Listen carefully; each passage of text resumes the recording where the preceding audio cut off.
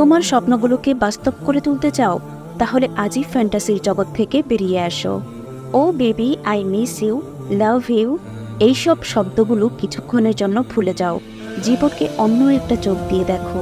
Cinema বা social মিডিয়ার রঙিন চশমা খুলে ফেলো। দেখবে আসল জীবনটা অনেক বেশি বৈচিত্র্যময়, অনেক বেশি গভীর।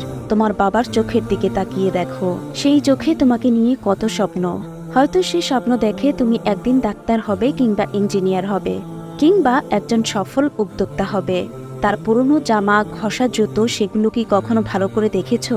হয়তো সে নিজের জন্য নতুন জামা কিনতে পারেনি, কারণ তোমার জন্য নতুন বই, নতুন স্কুল ব্যাগ কিনে দিতে হয়েছে। তোমার মায়ের কথা ভাবো, সারাদিন কত কাজ করে সে। ঘরের কাজ, রান্নাবান্না, তোমার দেখাশোনা। তারপরও রাত জেগে তোমার পরীক্ষার প্রস্তুতি নিয়ে চিন্তা করে। ভয়ানক পেট ব্যথাতেও কষ্ট সহ্য করেছেন। কেন? কারণ নিজের অপারেশনের টাকা বাঁচিয়ে তোমার সেমিস্টার ফি দিতে চান তিনি। তোমার বাবা মা তোমার জন্য নিজেদের সব সুখ স্বাচ্ছন্দ্য ত্যাগ করেছেন, সব কষ্ট চেপে রেখেছেন। বুকের মাঝে শুধু একটাই স্বপ্ন, তুমি বড় হবে, পড়াশোনা শেষ করবে, ভালো চাকরি পাবে, সুখী হবে। তোমার মায়ের চাওয়াটা খুবই সামান্য, তুমি যেন ভালো মানুষ হও, তাকে নিয়ে গর্ব করতে পারেন। একটু আশেপাশে তাকাও, মেয়েরা কত কষ্ট করে জীবন চালায়। তোমার বয়সী ছেলে, কেউ রিক্সা চালায়, কেউ দোকানে কাজ করে, কেউ বা টিউশনি করে নিজের পড়াশোনার খরচ চালায়।